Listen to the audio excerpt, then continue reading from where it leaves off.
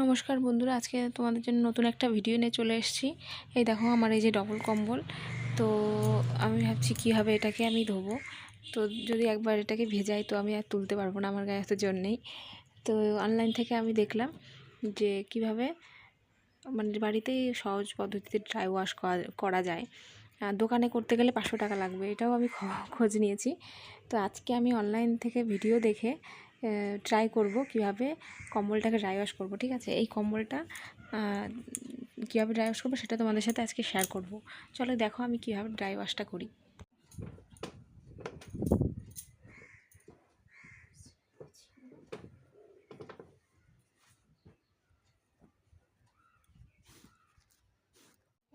সুন্দর করে যে কম্বলটাকে আমি দেখো বিছিয়ে নিয়েছি।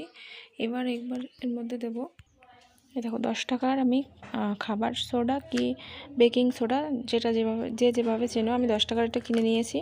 এবার এটাকে দেখো কীভাবে আমি এরপর ছড়িয়ে দিয়ে কীভাবে কি করি দেখো। এই দেখো এই যে বেকিং পাউডারটা মানে নিয়েছিলাম আমি, সেটাকে দেখো আমি পুরো কম্বলে ছড়িয়ে দেবো। ঠিক আছে, পুরো কম্বলটাই ভালো করে সুন্দর করে ছড়িয়ে দেবো। শুধু এক পাশ করলে হবে না, দুই পাশে এটা করতে হবে। তো যেহেতু আমার কাছে কেউ ছিল না ভিডিও করার মতো, ওই জন্য আমি একাই করেছি। তাই জন্য দুই পাশটা সুন্দর করে আমি তোমাদের দেখাতে পারিনি। এই যে দেখো এবার এই যে ব্রাশটা দিয়ে যেরকমভাবে ডলছি, পুরো ছড়িয়ে দেওয়ার পরে পুরো যে কম্বলটা তোমার ব্ল্যাঙ্কেটটা, সেটাকে ভালো করে পুরো ব্রাশ দিয়ে এরকমভাবে ডলতে হবে পুরো ব্ল্যাঙ্কেটটা, মানে যাতে যেটুকু দরকার পাউডার সেটুকু বসে যায়, আর যেটুকু উপরে থাকবে সেটুকুই ওই ঝাড়ু দিয়ে একটু ছেড়ে নেবে, ভালো করে ছেড়ে নিতে হবে।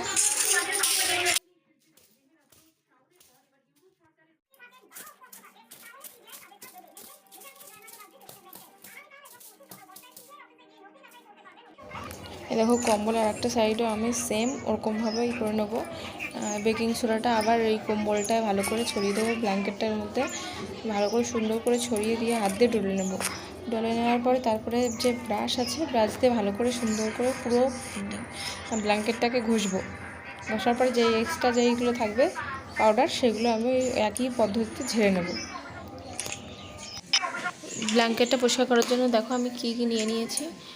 উষ্ণ গরম জল, ওর মধ্যে দেখো আমি ভিনেগার দিলাম, আর এর মধ্যে দেবো হলো আমি ইজি আর কমফর্ট, এই তিনটে জিনিস দিয়ে নিয়েছি আমি আমার পরিমাণ মতো। আমি তারপরে যে ননস্টিকের যে ঢাকনাগুলো ওইগুলো একটা নিয়ে নিয়েছি, আর একটা সাদা ওই তোয়ালে টাইপের গামছা টাইপের ছিল আমার ঘরে, ওইটা নিয়ে নিয়েছি। ওইটা দিয়ে এরকম ঘষে ঘষে পরিষ্কার করতে হবে।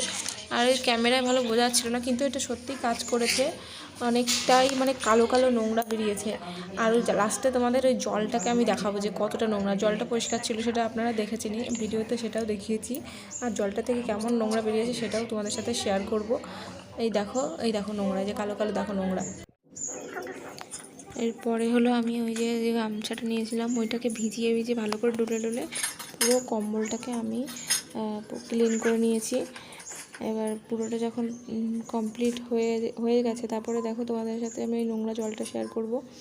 এই দেখো এই যে জলটা দেখো কত পরিষ্কার ছিল, আর এই দেখো কেমন নোংরা, মানে কতটা নোংরা বেরিয়েছে জলে। এইটা দেখো, এটাই মানে প্রুভ হয়েছে যে কি এটা হ্যাঁ সত্যিই কাজ করেছে। তো ওই জন্য তোমরাও বাড়িতে করে দেখতে পারো, বেশি কষ্ট হয় না, খুব ইজি। যেহেতু হালকা হালকা ভিজে গেছে, তো ওই জন্য শুকাতে হবে, একটু রোদ্রে না দিলে হবে না। তো আমি এখন যাবো ছাইস কমপ্লিট হয়ে গেছে। এবার রোদ্রে দেখো মেলে দিয়েছি, সুন্দর করে এটা শুকিয়ে যাবে যখন, এটাকে তুলে নিয়ে গিয়ে সুন্দর করে গুছিয়ে রেখে দেবো। আজকে রোদ্রে দেবো, কালকেও আবার একটু ভালো করে রোদ্রে দেবো, কারণ টাইমটা অনেক পার হয়ে গেছে। মেয়ে আছে, অন্য কিছু কাজ করতে করতে সেই দেরি হয়ে গেছে, তো রোদ বেশিক্ষণ থাকবে না, সেই জন্য যতটুকু হয় ততটুকু থাকুক এখানে, তারপরে এটাকে তুলে নিয়ে যাব। এটা হলো যে আমাদের বাড়ির ছাদের উপরে মেলে দিয়েছি, আর এই যে জামা কাপড় আছে এগুলো তুলে নিয়ে যাচ্ছি। যদি আমার ভিডিওটি ভালো লেগে থাকে অবশ্যই লাইক, কমেন্ট, সাবস্ক্রাইব করে দেবেন বন্ধুরা। ভালো থাকবেন, সুস্থ থাকবেন। আজকে এই পর্যন্তই, আবার নতুন একটা ভিডিও নিয়ে আপনাদের সাথে দেখা হবে।